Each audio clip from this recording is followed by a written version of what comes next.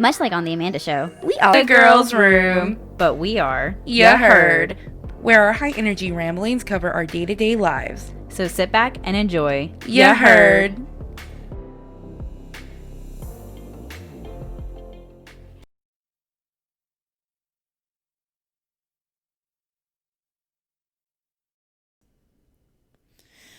All right.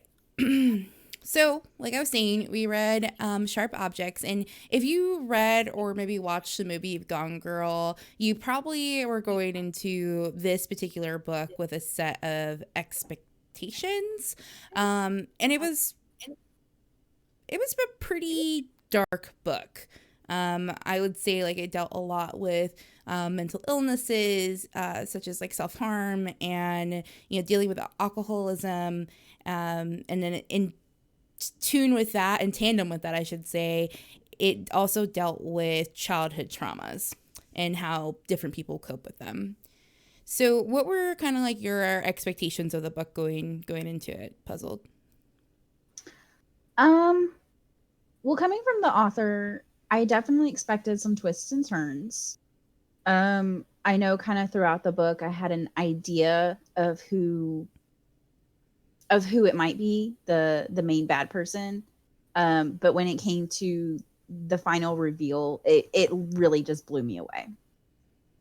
So she definitely lived up to what a twist. What a twist. What a twist. Yes. So the story of Sharp Objects, it starts off with Camille Prager. She is a journalist in Chicago at the Daily Post, and her editor is Frank Curry, I think. So he calls her into his office and he says, "Hey, have you been home in a while? Like, kind of tell me, what's your hometown like?" And she's like, "I don't really want to talk about this." And then he ends up revealing to her, there is a missing girl in your hometown right now, and we might have a serial killer, running around because there's another girl that was found the year before. Her name was Ann Nash, and the one missing now is Natalie Keene. I need you to go back to your hometown and write a story about it. So what did you think about her interaction with her editor during this time? Do you think he really had her best interest at heart? In the book, I didn't really see it because we didn't really know their history at that time. Mm-hmm. And so she describes him as kind of straightforward, usually just wants facts. And so when she kind of gave him the facts of her hometown, and he's like, "Well, wait a minute. Don't you know what's going on? Don't you talk to your mother? Isn't your mother still there?" And she's, "Oh, hey, J-Bot. There's double Norma. Oh no."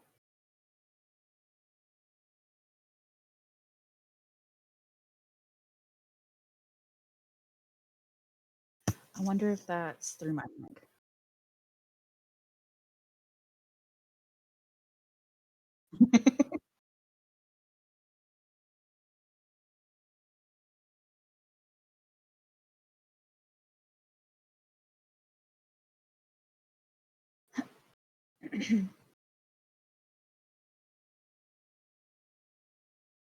And I mean, whenever he's like, "Don't you talk to your mother?" She's like, "No, not really. I haven't really talked to her in years. Not my thing." And he's like, "Oh, well then this will be good for you." Um and that's not usually something you hear from like a boss or a manager or an editor.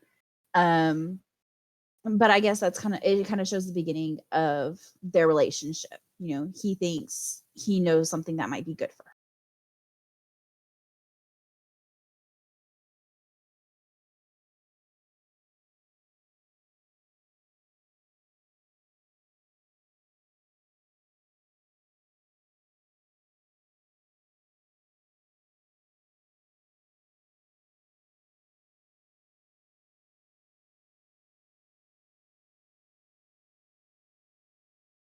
Mhm.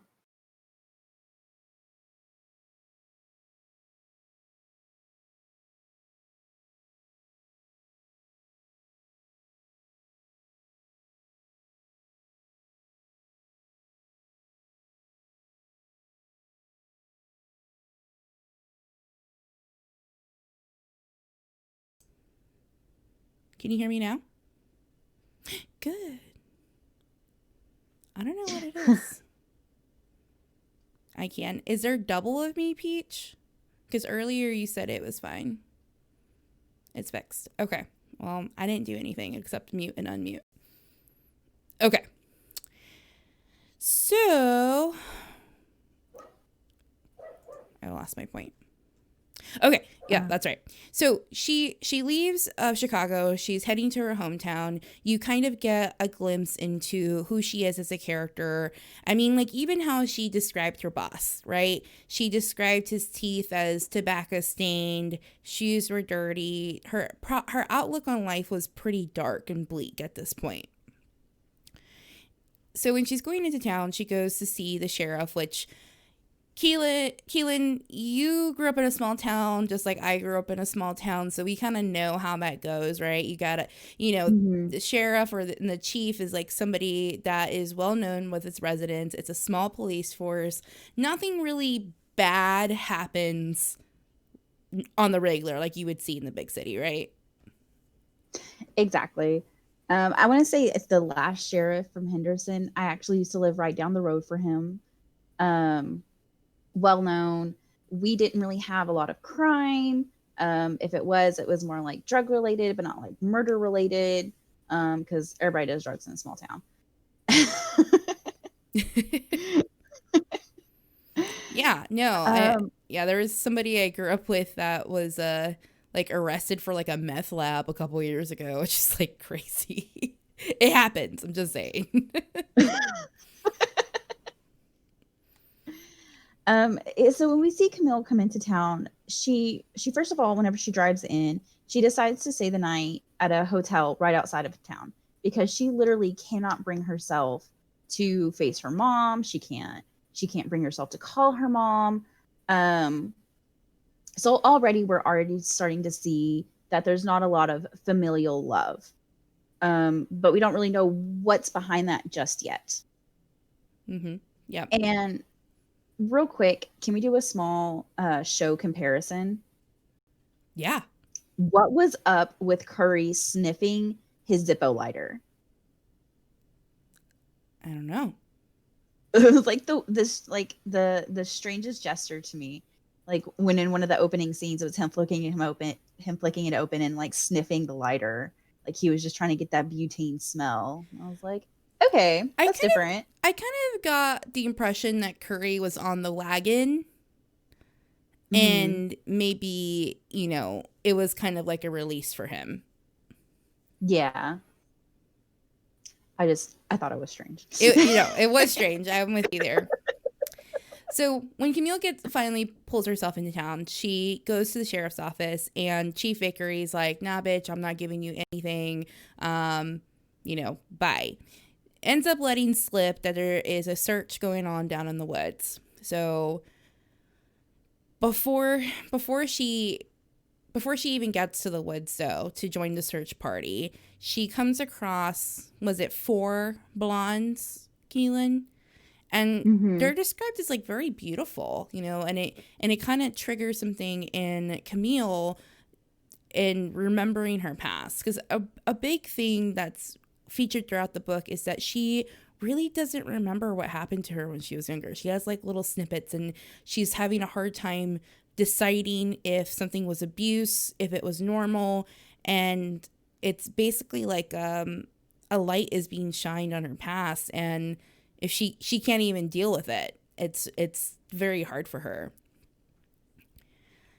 So she gets to the woods, and she ends up meeting with a guy, and the guy tells her kind of like what happened with Anne Nash before, like how she was found, and found out that she was discovered strangled and missing teeth. And which is like a really odd, passionate thing to do to somebody, to take out their teeth. Like that's like super, I don't know, like crazy. Like that's personal almost.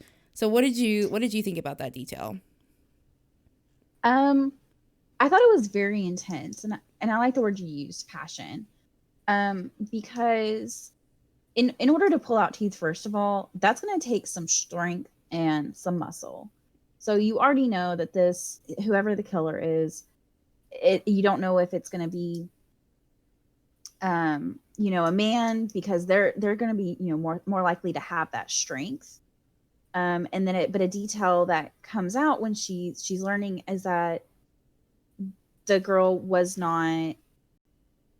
she's not violated in any sexual way. But a lot of people, their mouth is a very personal thing. It's a very intimate thing. And so taking out the teeth, it shows intimacy with this person. And so it's kind of like, okay, what's going on in their head? Mm-hmm. Right.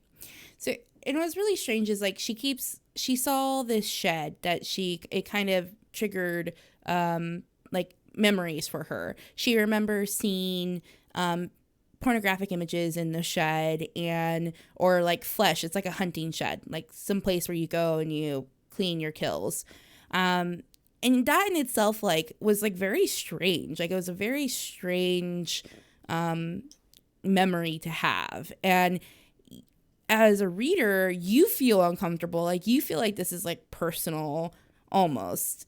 And you feel like a little bit like I felt like a creep totally while she's remembering this part. Yeah. Especially because didn't she end up having a sexual experience in this shed as well? Mm-hmm.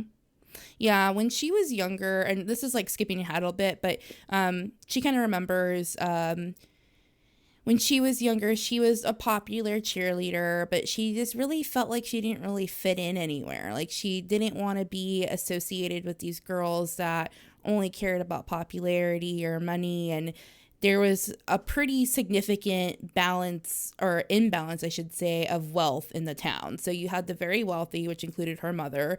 She owned the pig farm that brought in millions of dollars a year. And then you had the very poor, which worked for the farm, coincidentally. And there was an incident where she was in the shed and basically she got taken advantage of by multiple people from the football team. Boys from the football team. Mm-hmm. And she didn't really understand what it was like, I guess you could say. Like she didn't understand what it was, and remembering it confused her almost. Definitely.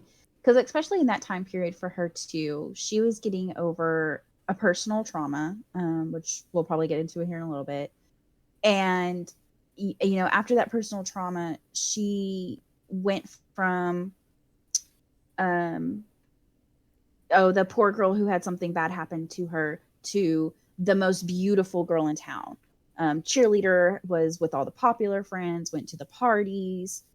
And so we kind of see why she probably would have matured sooner than a lot of her peers. Mm-hmm. Yeah, for sure. And it's interesting, like when people in the town, like all the little high school girls that come up to her and is like, oh, I just look up to you. It's creepy, but also it's like how quickly a small town forgets, or how quickly a small town will sweep anything under the rug. And being from them, like we know what it's like, and not to like diss our hometowns or anything. I actually grew up in a very great town, but things can be like that. It can be toxic. You have the prominent families that everybody knows, and because those families have money, they're the popular girls. And I remember being envious of those girls and those families, because they were well known and everybody wanted to be, their friend. Mm-hmm. Yeah, so totally. It was like a hierarchy. Yeah. And you even saw that when like Camille went back to town, and she kind of linked up with some of the old friends that she had. And you could just tell like they're completely vapid, and Camille's very judgy of it, even though her own personal situation's not the best either.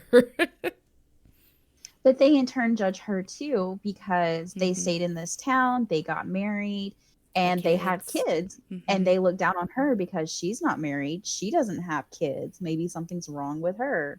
Well, something is, but like why can't she why can't she be bothered? Yeah. So, Camille being the journalist, big oof, right, Peach? Camille being the journalist that she is, of course, this has happened to a young girl, before. So she visits the dad. His name's Robert Nash. And he actually agrees to talk with her because nobody in the town really wants to talk with her. They're kind of following, like, no, like it can't be anybody from our town. It has to be like a drifter. Things like this don't happen here, or it's not connected. But he actually talks to her, and basically he tells her that she had passed away the same way that she had passed away from strangulation, and she wasn't violated either. So she confirmed that for her story. And then after she's there, she goes and sees her mom finally. So the mom is like on the opposite side of the spectrum where, Robert Nash is just like an everyday dude, and she's like this Southern belle in her grand mansion, and she's dainty and faint, delicate, which I hate that about Adora because she's not. And we'll get into why. And the way they welcome Camille, both in the book and in the show, was, I can't even describe it. Like, you can just tell that toxicity, like, just exudes from that household. And it was just based on that first encounter. And Camille knows this before she even shows up, that her mom's gonna be like, oh no, well, the house isn't ready for suitors or for visitors, even though the house is meticulously clean. It's beautiful. It's always on point. And so for her mom to still give those, oh, well, we didn't know you were coming into town. It's those little jabs. You didn't tell us, we would have prepared something for you. No, you wouldn't have. Yeah, it's you like would if you saving face. Yeah, if you had it was just for the face of it. Mm-hmm. Yeah, definitely. And you could just automatically tell from off the bat she doesn't want her there. Peach says she is preventing people from showing up unannounced. I mean, I get it too. Like, I don't like people showing up at my house unannounced either. But like when it's your kid, it's kind of like something else, especially one that you don't see all the time. And from a maternal standpoint, it rubs you the wrong way. Because who wouldn't be happy to see their child? Mm-hmm. I'm always getting bugged by my mother. When are you coming back into town? Like, I can't wait to see you. My grandmother, it's just a 5-hour drive. Right. So she ends up spending the night there, and then the next day she goes down to the police station to try to get Vickery to talk. And at this point, she comes across this woman who's gawking at something, and she goes to look, and it's actually the body of Natalie Keene, poised in a way that looks like a doll, I guess you could say. And of course, the teeth are also missing. Mm-hmm. So when Vickery shows up to the scene, he has a detective from Kansas City, and it's basically like, now this is a bigger issue than it needs to be. And the detective, Richard, he has a lot up against him himself, right? This is a small town. They want this completely handled as soon as possible. Now somebody who's not even from this town is, coming here and telling them like, oh, like it might be somebody from like your neighbor. It could be your neighbor. And he's not a popular guy at all. Hey, Extreme. Mm-mm. Hey, Extreme. Thanks for stopping by. Thank you. No, because when you're in a small town like that, you feel like you know everybody because you're neighbors with everybody. You grew up with everybody. And so to have that belief that it could be your neighbor, it just sets discord through everybody. They want it to be somebody from out of town. They want it to be a one-off, that it's not going to happen again. Hi, Jean. Thanks for coming to stop What's in. up, Jean? We're having we're having a book club. Okay. Yeah, you're totally right. And what's really weird is throughout this whole time that she met Amma, her half sister, but she never like realized it was her, and she's never seen her at the house, which is like really strange.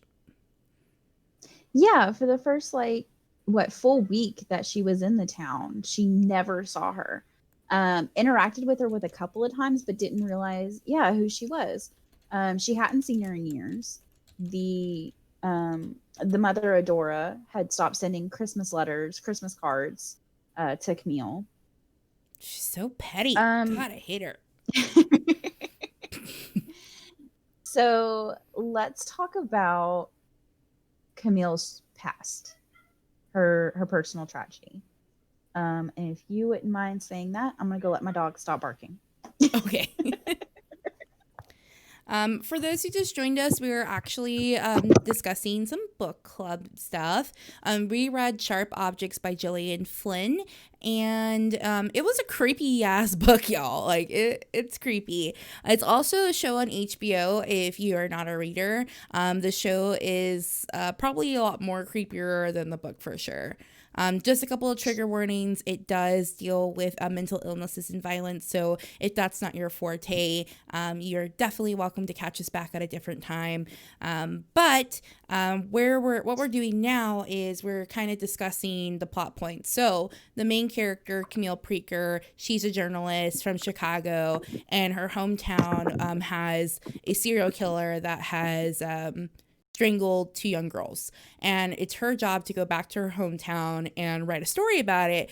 But her hometown kind of inflicts a little bit of like personal trauma to her, and the reason why is all right, no problem, Shane, have a good day.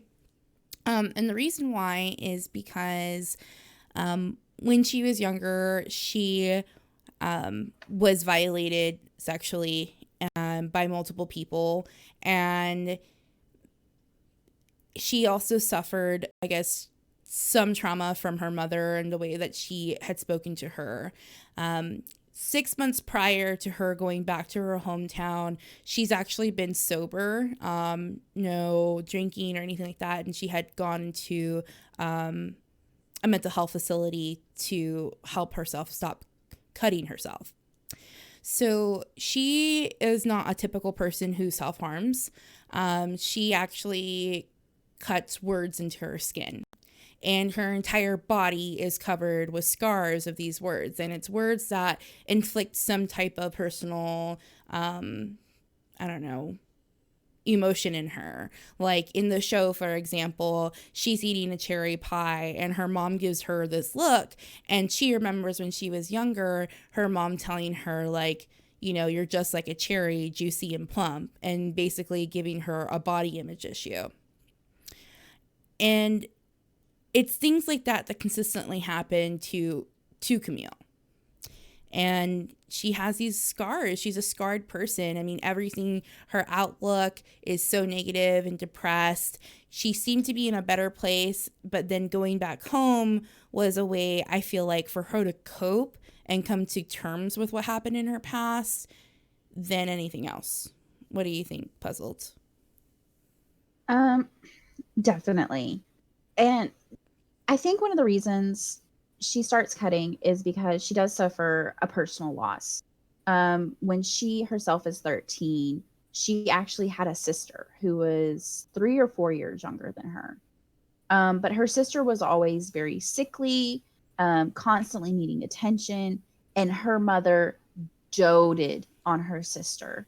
And so Camille learns very young that her mother has better affection for her sickly sister than she does for her. Mm-hmm. And a lot of the times, yes, extreme. We haven't even gotten to the dark part yet. It's heavy.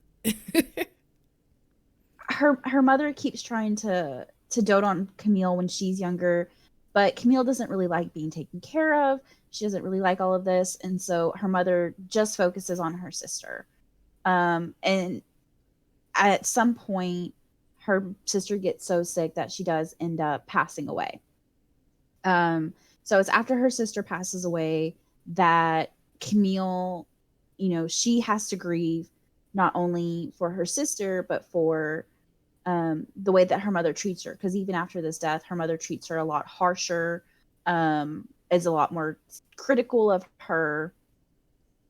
And that's probably about 2 years, when she's about 15 is when she really starts cutting. Mm-hmm. Yeah. So I for the sake of time, like, I guess we can kind of skip ahead a little bit more. So there's a couple main characters here. So we have her mother, Dora, who is, I don't even know how to describe her. Like, she's the woman that acts very delicate and faint, but like, she's the martyr that will fall into any sword fabulously, as you will probably see in the show or read in the book. Then you have Alan, who is the stepfather, right? And Camille's never seen him as a father of her own because he's never treated her that way. And then you have Emma, which is Camille's half-sister, who's 13, 14 years old at the time. And then you have her little friends. So the interesting thing is, once Natalie is found, people start suspecting Natalie's brother, John, because he cries a lot over her. And to me, like, that just shows, again, like, I guess, small town ignorance when, you know, a male feeling emotion is seen negatively, like something's wrong with him, like something's so wrong with him that he's the one who killed these little girls. Yeah, they say he and his sister were very close. He openly admits that. He openly admits like how upset he is that she was missing.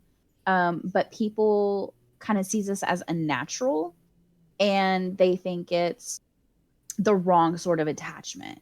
You know, she's a little girl that he wants to be with, to show more affection than just a brotherly affection. So do you think at any point, when first reading it, did you think he had that affection for her, or did you always think it was just a brotherly affection? I just thought it was a brotherly affection. Like, they had just moved. Like, they're not even from there. Like, knowing the social norms. I mean, like, in what right way is there to grieve over a lost sibling?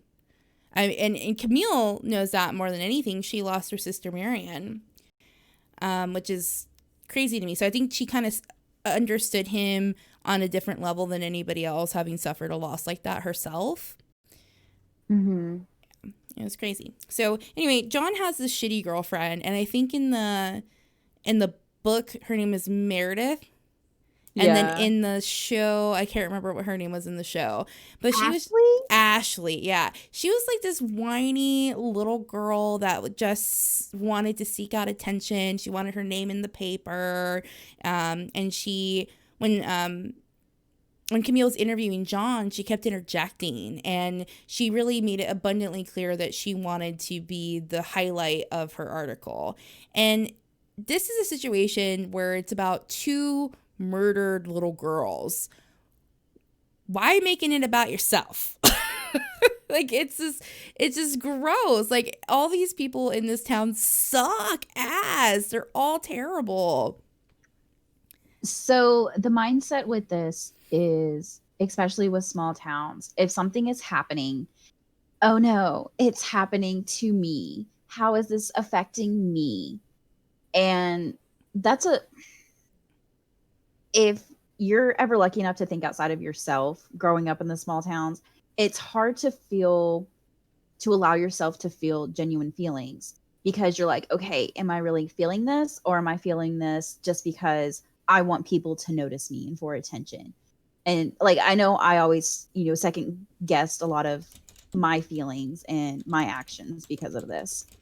So, but we can actually see how vapid Meredith is, because when the article comes out, she is the first person who calls Camille, and she's like, I'm not in here at all. Why wouldn't you put any of my quotes in here? And Camille's like, bitch, this article wasn't for you.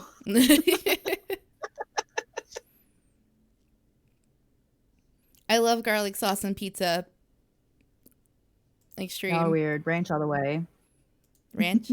I like ranch too. Oh, yeah. I don't discriminate.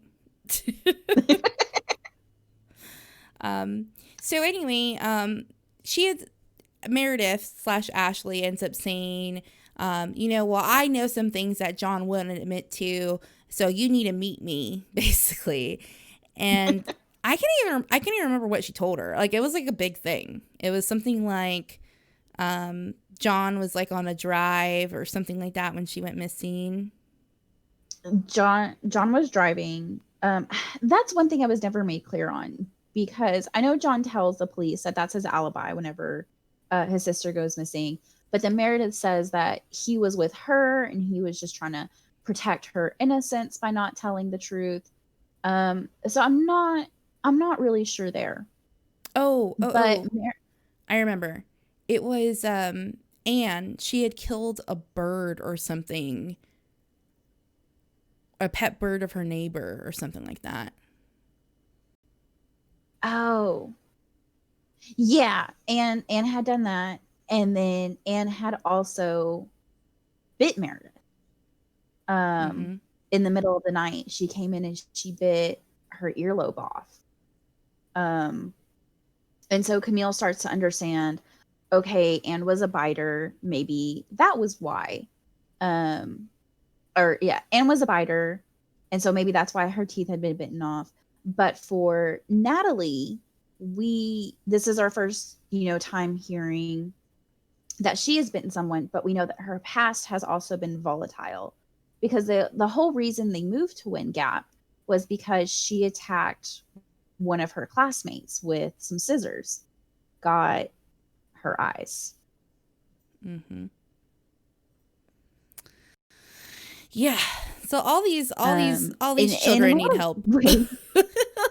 They all need therapy. And it's funny because the more Camille hears about these girls, the more she feels a kindred spirit with them. Like, okay, they were different. Mm-hmm. They didn't buy into all of the popularity contests. These were little tomboys who just wanted to do their own thing. And why shouldn't they?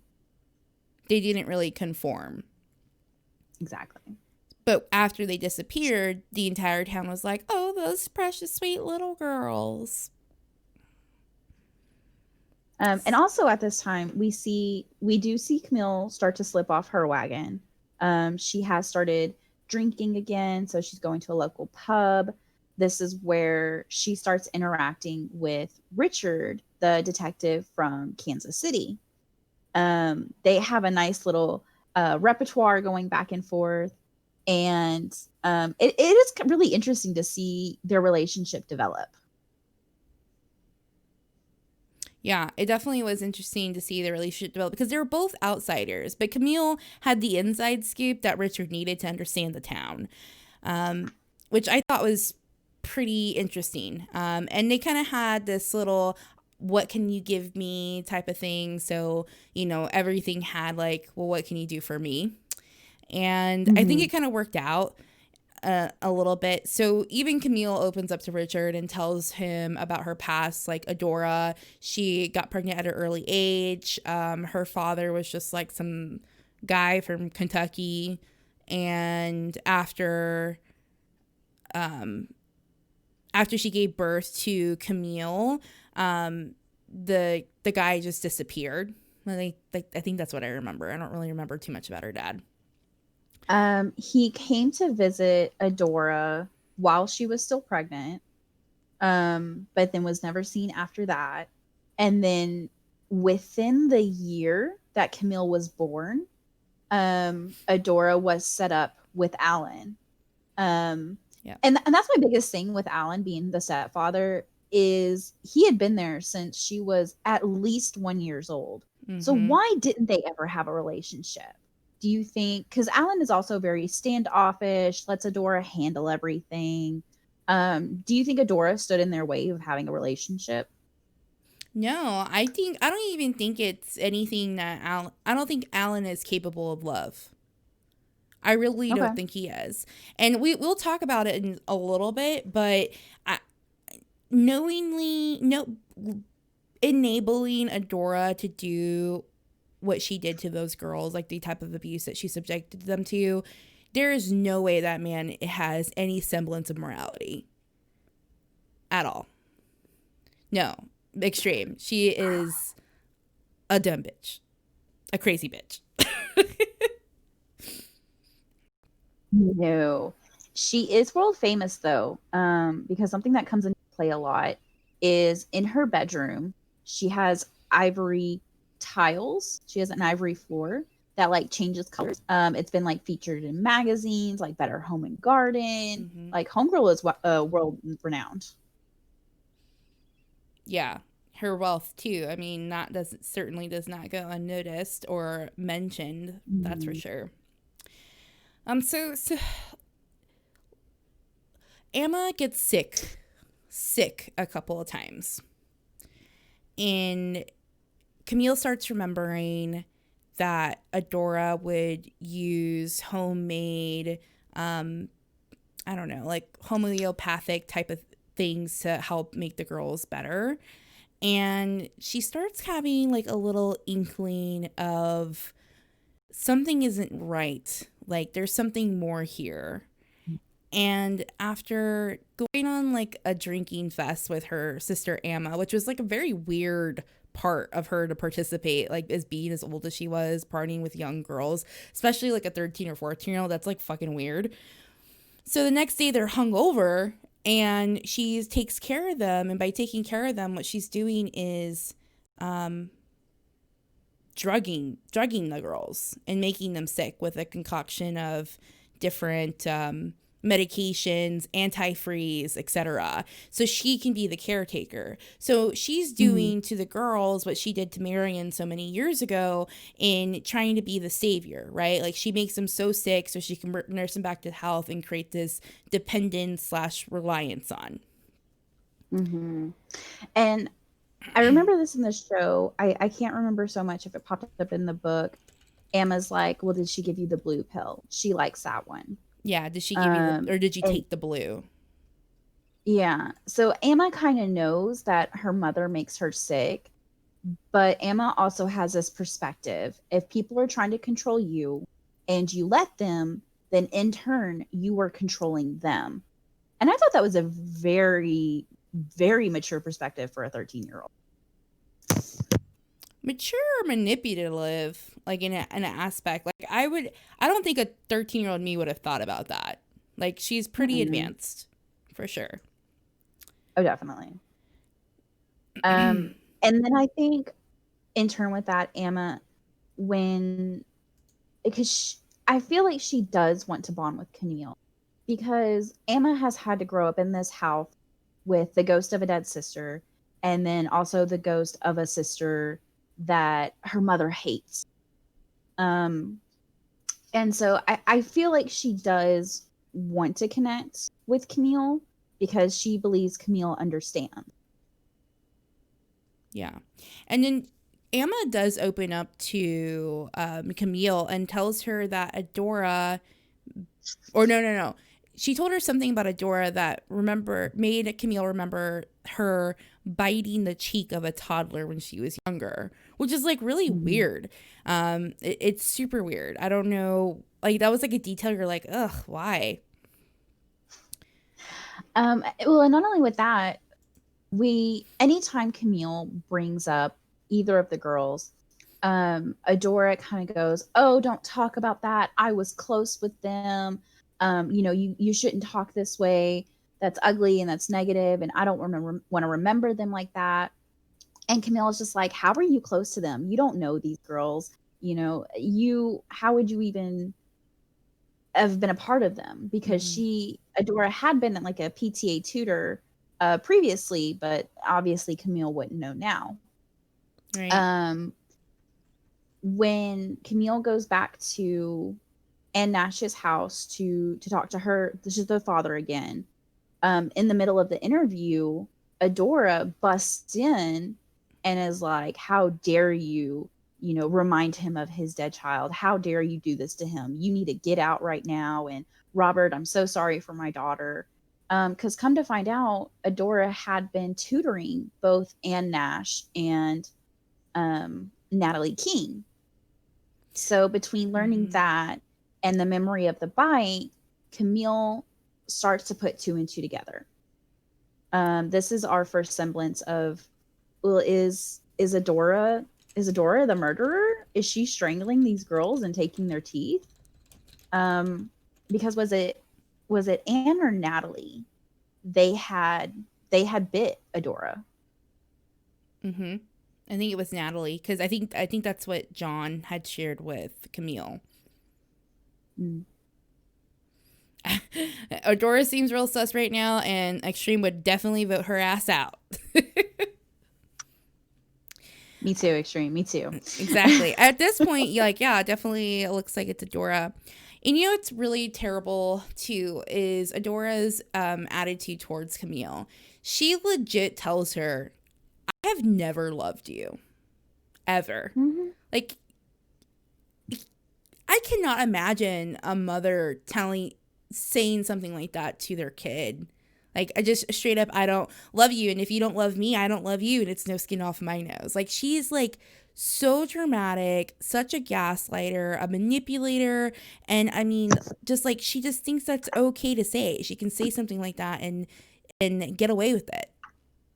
And while she's like pretty much belittling Camille, I'm so angry still, she reaches towards like a piece of skin that Camille is like, it has smooth. And I'll remind you guys that her entire body is covered in scars.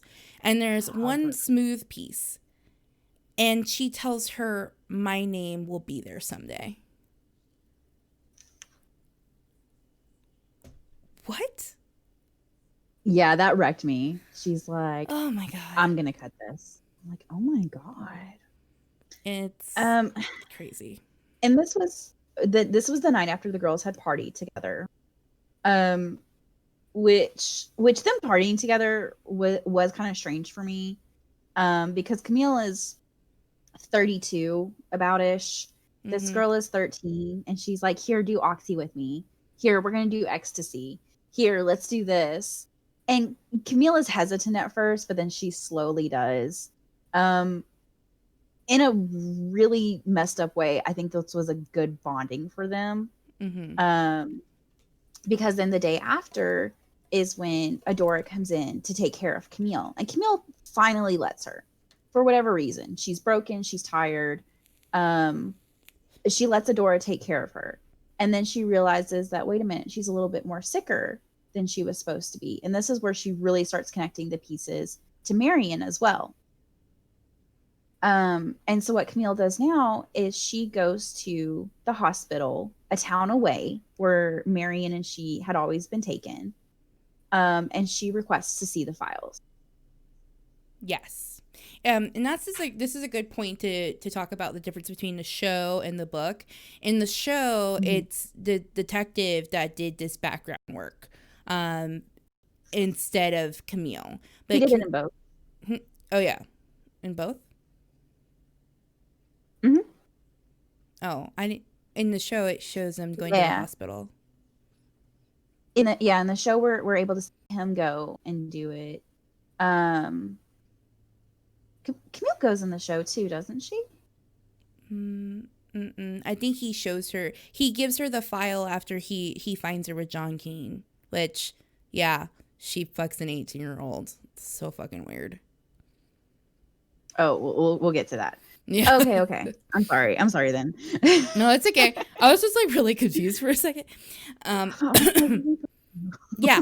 So yeah, she goes to the file, and then in Marion's file, there's literally a medical file for every year of that child's life. And they test her for a range of different illnesses, and they can't find anything that's wrong with her. And there's one nurse, she leaves a note that says, I do not believe, or I strongly believe, that there is nothing wrong with this child and the mother is suffering Munchausen's. And if you guys don't know Munchausen's by proxy, it's basically, by proxy, it means that you're inflicting others with an illness so you can be the savior. Munchausen's to yourself is when you make yourself ill. So they think that Adora has Munchausen's by proxy, and she's inflicting it on her girls. So from there, Camille well, I guess we have to back it up a little bit, Keelan, because at this point, they had narrowed in on John Keane. They thought he was the killer. some evidence had been found connecting him to the girls. Like I think it was Natalie's blood was found in the show. Natalie's In the blood, show. yeah. In the book, I can't remember. In the book, there was no connection. There was They no didn't connection. have any Mhm. grounds. So in the book, Camille goes to the pub and she sees John drinking alone, even though he's only 18, 19 years old. Small town, you can get away with it there. And at one point they go to leave and she's like, hey, you're too drunk to drive. And so she ends up driving and she tries to take him home, but he says, no, I don't want to go there. And he had also been living with Meredith's family. And here's another difference in the show and in the movie, or in the show and in the book. In the book, he moved in with Meredith after Natalie's disappearance and death. Whereas in the show, he had been living with Meredith for 2 years, which I thought was really weird. But anyways, he tells Camille he doesn't want to go to either place. He's like, just take me to the motel. And so they end up going to the motel together and having a little bit of a saucy night. I don't really understand her connection. So real quick, she had also been growing closer with Detective Richard. And they've even had some sexual encounters together, but she always kept the clothes on. She always kept the lights off. She always controlled everything. And now we see her encounter with John and he's like, no, I want to see you. And she lets him undress her and see her body, which she hadn't done in 13 years. So we get to see her be very vulnerable with him. And unfortunately, the morning comes and both the detective and the sheriff come knock on the motel door because Adora had called in searching for Camille. Whereas in the show, there was blood in the guest house where John had been staying with Meredith. And Meredith pointed it out to the detective. They verified it was Natalie's, and they had come to arrest him. Yep. So that part was also kind of a strange part for me, is letting herself be so vulnerable to John. But after thinking about it, I feel like the element here is coping. She knows something is wrong, right? She wants the truth to come out in some capacity, and showing herself to John, I believe, is exposing her truth in some way. That's kind of like how letting herself be seen. Yes, exactly. Because she's hidden herself away all these years because, you know, she even comments on seeing Amma in a bathing suit, right? She had smooth skin and she was slightly envious of it. So she ends up fucking John. And, you know, the detective and Chief Vickery walk in on them, and it's just not a good scene for her. So she goes, she ends up going back home to her mom's house. Yeah, she fucked John. She ended up going back to her mom's house, and she goes to the bathroom to take a bath. You know, she's washing herself, cleaning herself after everything, and she closes her eyes, must have drifted off, and she comes back and she opens her eyes, and Adora is standing there with like a cup of like blue milk, and she basically just drank it. She knew it was poison and she drank it, and she gets really sick. She starts throwing up, and she ends up leaving, in the book, she ends up leaving her house and going to the hospital, and that's when she, you know, found all the medical files and things of that nature. So she was able to talk to the nurse, and the nurse was like, this is, you know, pre-definite. It was a fad at that time in the early 80s that it was happening. Yeah. So she Yeah. tells the detective, and the detective's like, bet I had a suspicion. John Keene's innocent. Go back home and act like everything's okay. And then she calls Frank, her editor, by payphone to tell him like kind of what's going on. Then, when she goes back home, basically Adora invites her back into her bedroom and tells her this creepy fucking story about her mother, Joya, who took Adora out into the middle of the woods when she was like 6 and left her there. And basically was like, die or don't, I don't care. And when she had come back home, Joya said something really fucked up. I can't even remember. It was something like, oh, you're home. yeah, you're home. That's crazy. It almost makes you feel sorry for Adora and Mhm. kind of understand why she developed this Munchausen by proxy. Because her parents were not very loving to her.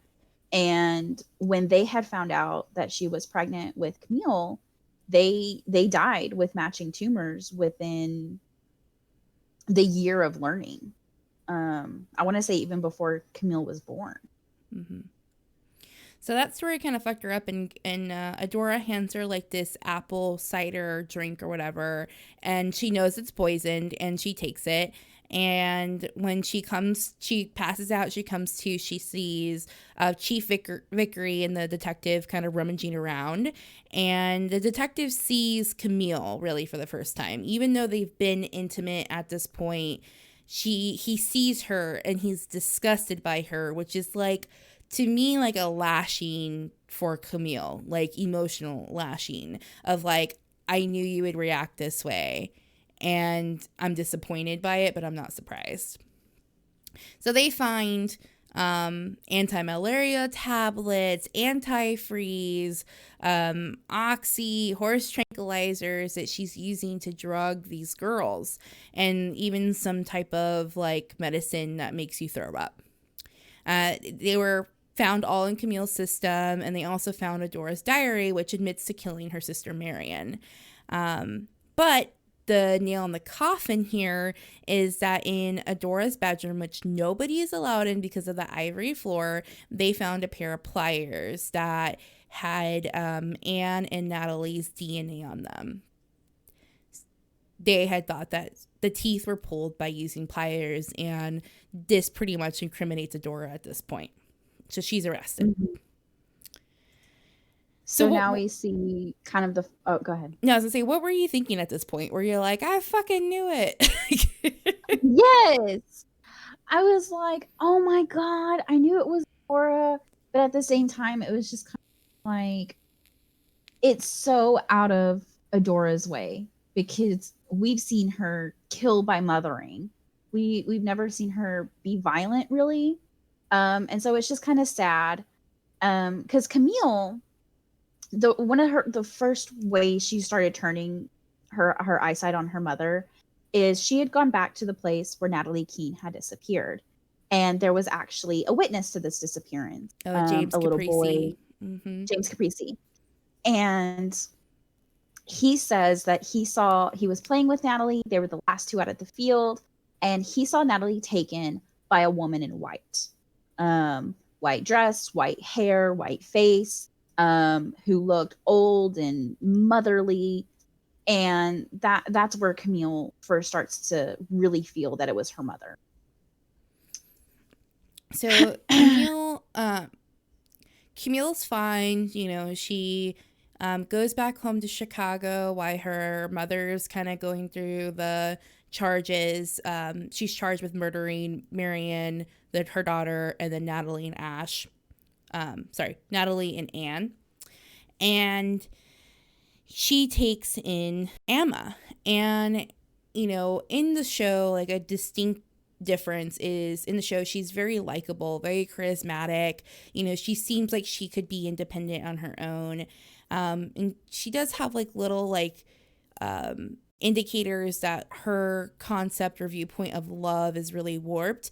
But in the book, you can really tell the impact. She acts very immature. She kicks Camille under the table. She does little things that, like this child is not mentally well. So Yeah. she ends up befriending a little girl that was in the same building as Camille. And they were like fast friends. Until the little girl, her name is Lily, she started getting some attention and affection from Camille, and Emma got very jealous and stopped inviting her over. In the book, Lily, the neighbor, ends up going missing, and she's found a couple days later where near the dumpster, and she has no teeth. With Adora in prison, who else could it be at this time? So it's revealed that Emma is actually the real killer of Ash, or Natalie and Anne Nash, which is crazy to me. In the show, though, how she discovers this is Camille looks in the trash and finds a piece from her dollhouse, which is like a crazy part of this entire show. And she goes into the room to go put it back on the bed, and she notices the room that is modeled after her mother's bedroom. And the flooring is made of the missing teeth from these girls, like shined and filed down, which is like nuts. And like that's how it ends. That's how it ends in the show. And I'm sure that's why Crazy was like, what the fuck?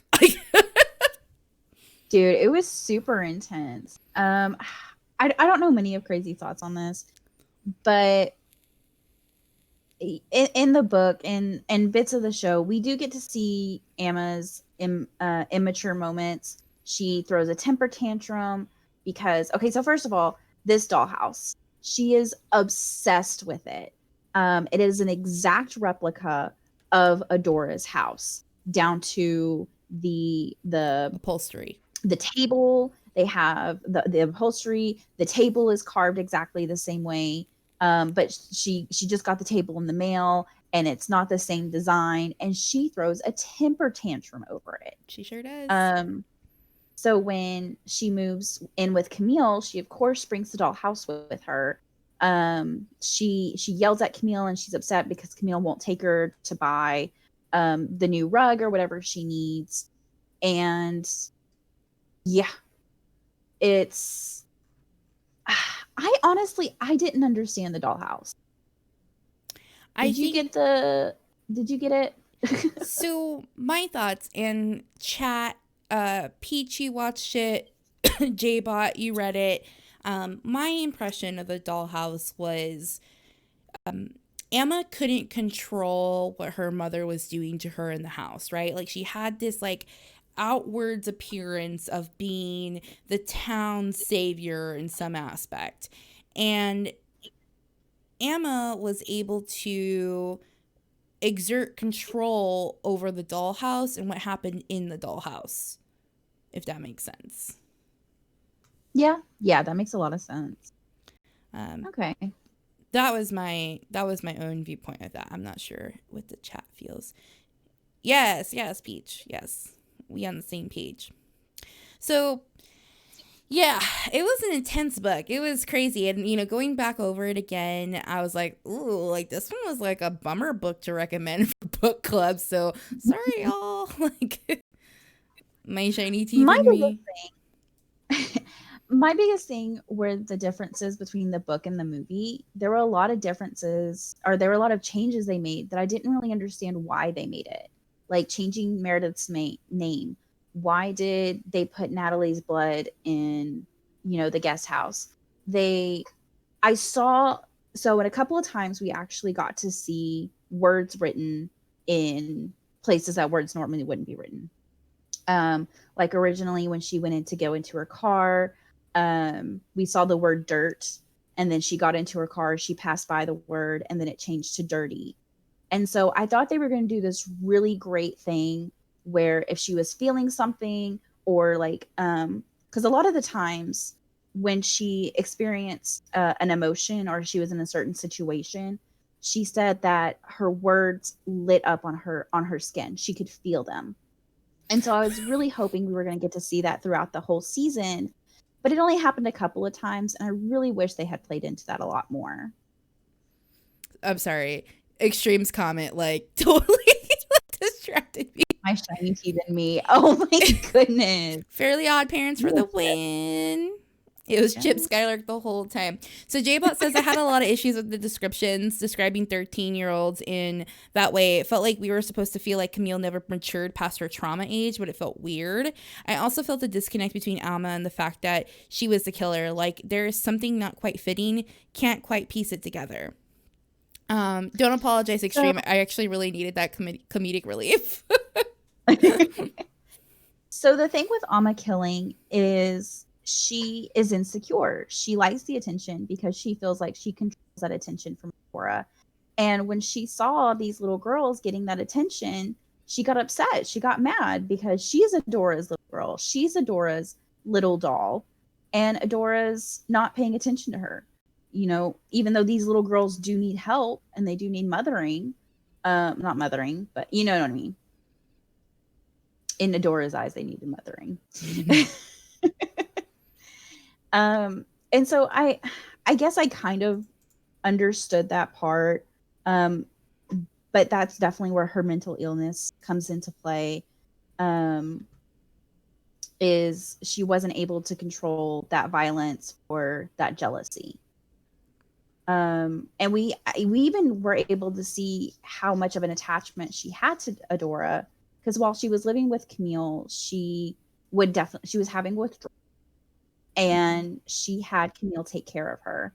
And she's like, but this is what you need to do. You need to give me a bath. You need to take care of me this way. That's how she does it. And Camille's like, we're not going to do it the way she did it. Right. There's obviously something wrong here. Like, we're not going to do it the same way.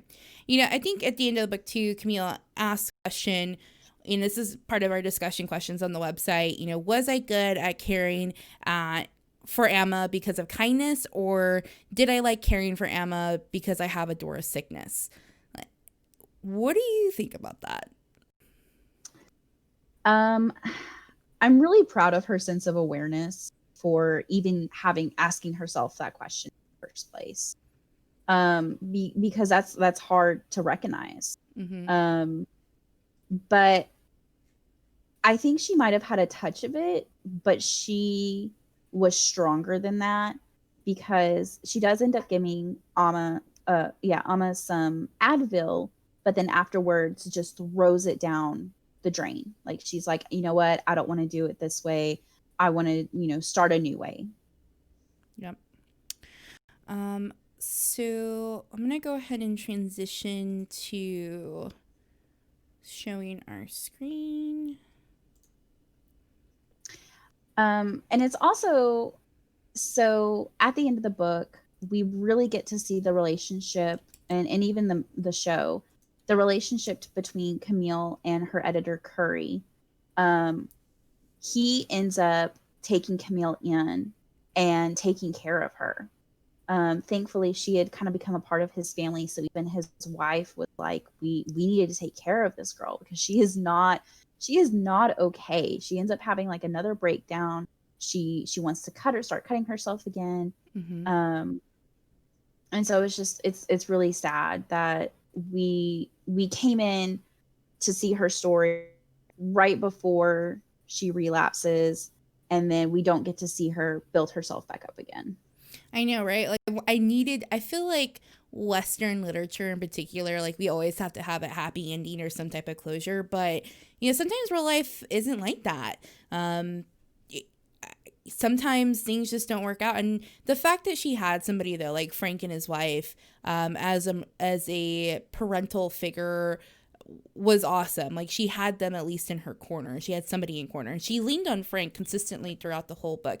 Also, I want to say, hey, Mags. Hello. Thank you for joining us. So, on our website, when we do book club, I put the link in the chat. So, you can come to our website and figure out what we're reading, for the month. You can find out how does it work. And then we have our discussion questions. So we kind of touched on these really for the most part. I really want to talk about this last question about the outward appearance of people and sharp objects in addition to their personalities. So ugliness and beauty are themes throughout the whole book, but are they the key themes? And I would say so, because outwardly people project themselves in some type of way, whether it's through social media or, outside their house. But once their windows are drawn and everything else is cloaked, they really become who they truly are. And that could be really ugly, just like in Adora's case. What do you think about that, Keelan? I made a couple of notes on this one. I don't know if it makes sense, but let's see. Because when you live in a small town, every appearance is everything, and not just your clothes, your house, your car, your social media profile.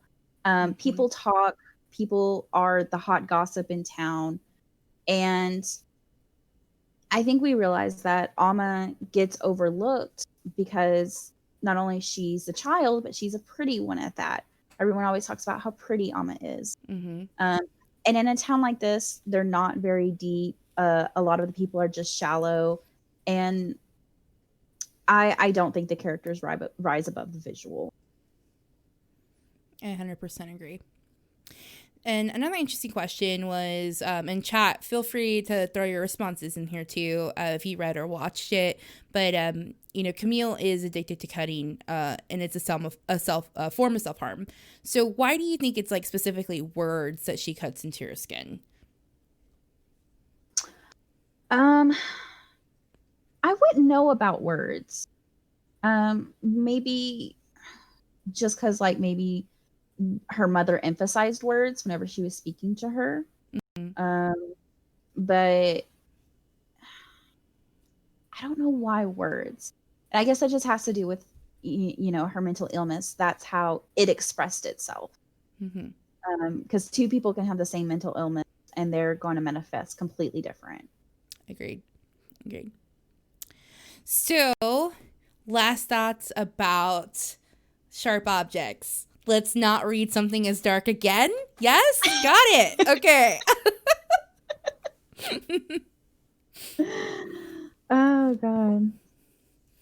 I did think this type of book, I love true crime and crime novels in general, but this one really took the cake, especially when it comes to children, and the fact that the killer was a woman.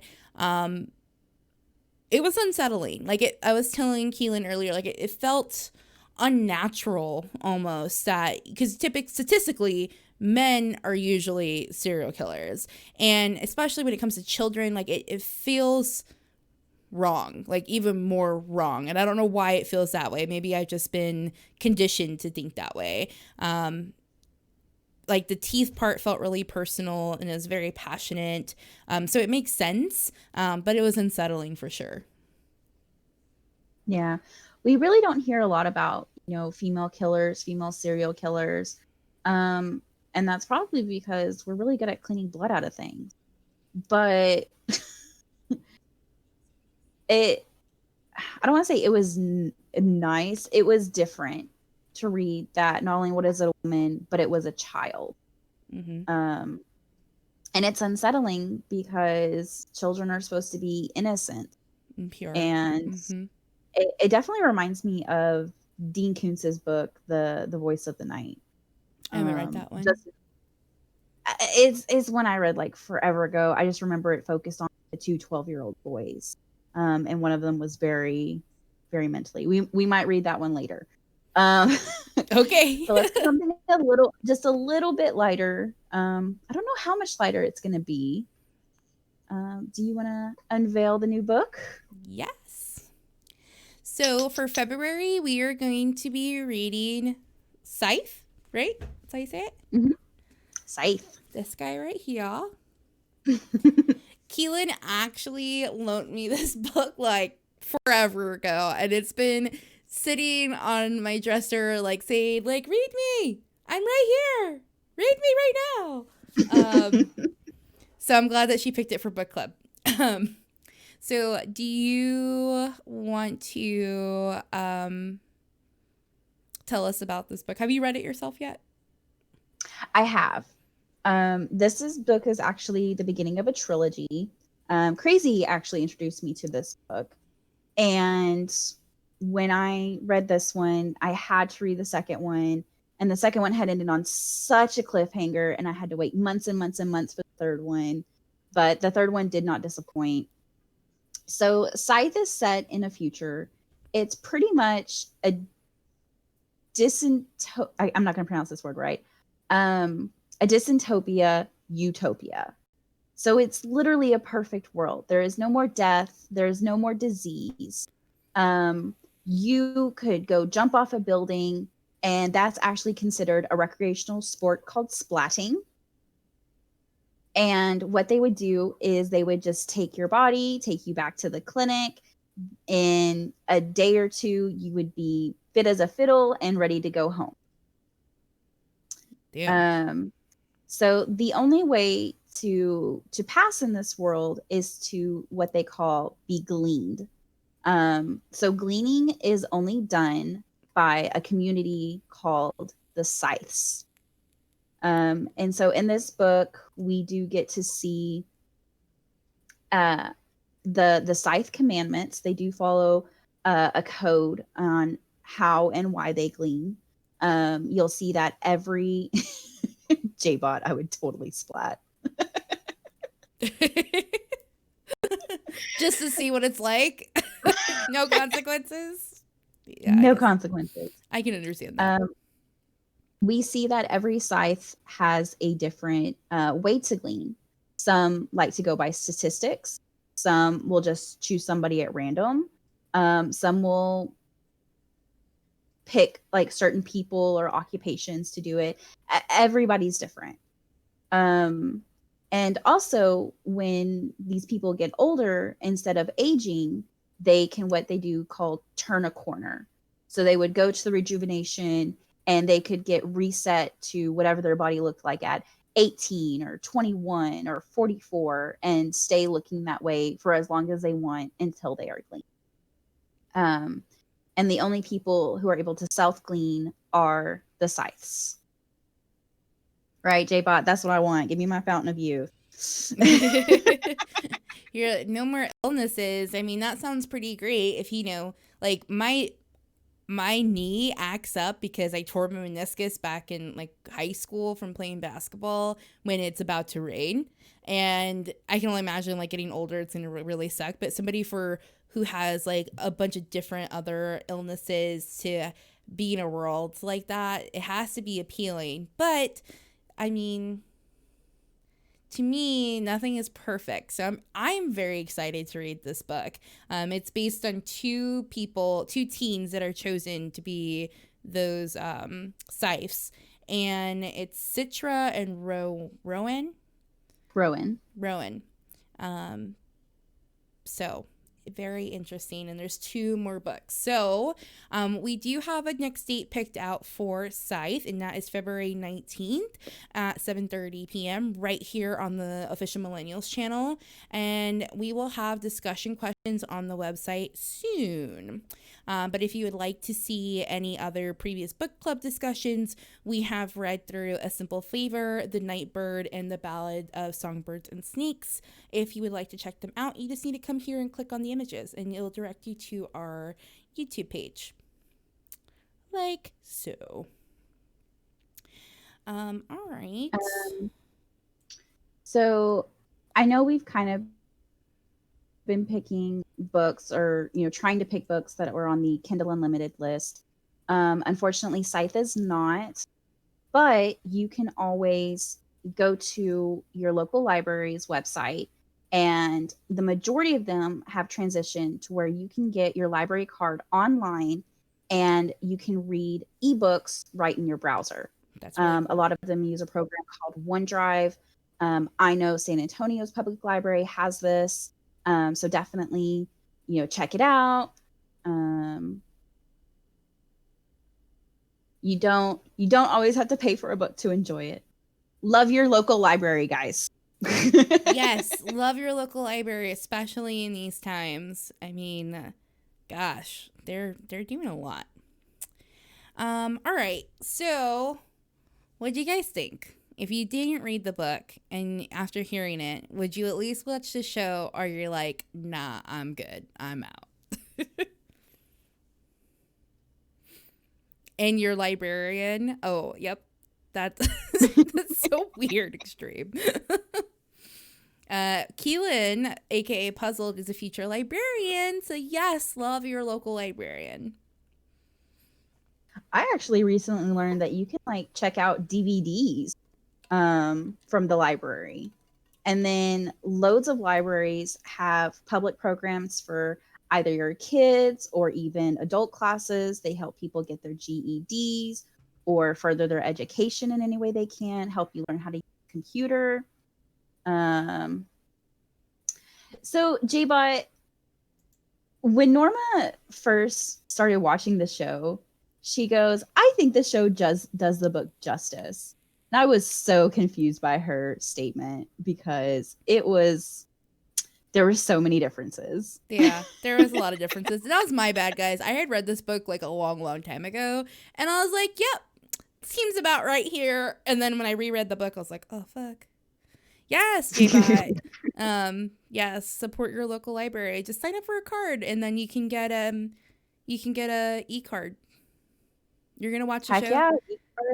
They have curbside pickup. The show is actually really good because it does feature Amy Adams. And so this was, I think, my first time seeing her in such a serious role. Mm-hmm. And I really enjoyed seeing this range from her. I did too. I did a lot. All right. Well, are you guys going to join our book club? Are you going to read our next book, Scythe? Again, you can always visit our website, www.officialmillennials.com, and find our book club page. And yeah, J-Bot, yeah, you're right. My bad. My bad, guys. I'm sorry. I said sorry. You're never gonna live this down. Apparently not. Well, I am excited to read Scythe, and I really hope that you guys also would like to read it. We do have a Yahoo channel in our Discord where you can talk about the book. We just ask you to use spoiler tags, or you can just come back to us on February 19th and we'll be talking through the book, and you can get the download and decide if you want to read it or not. I actually love science fiction books. Okay, great. Well, we'll take that. We'll take that into consideration. We probably want to take a break from crime books for a little bit because Sharp Objects really rocked me. Like revisiting it really rocked me. All right. Do you have anything else you want to share, Puzzled? Not that I can think of. We're still working on our next community game night, so check out the Discord for that. I know, is Peach gonna be streaming this Sunday? I want to see Peach stream. We're actually thinking about doing a late night stream tonight. Maybe we'll be doing some Mario Party. That'll be fun. Yeah. And then yes, Puzzled will stream Sunday morning, right? Mm-hmm. And then Sunday morning from 9 to 12. 9:30. And then Peach, correct me if I'm wrong. Are we having Madly on the next Circle of Jerks? Because that's really exciting. She is a fantastic streamer. Mm-hmm. Love her. Yes. And then Saturday the 23rd, I will be hosting on the 27th. Okay, Madly's on the 27th. Awesome. Saturday the 23rd, I will be hosting our Discord exclusive D&D session. It will be session 0. So we'll be going through some mechanics, some people getting their characters created. I cannot wait. I'm so excited. I'm super excited too. My stream last night was making my character into Roll20, which is really awesome. So much is going on in the Official Millennials community. And yes, Extreme, Madly is so fun. So I'm really excited to see her on Circle Jerks. Crazy! Welcome in. Aww. We You guys love me. You do love me. We're just finishing up here, but I hope you guys have a good rest of your night. I hope that you stay safe and that you visit your local library. Bye, guys.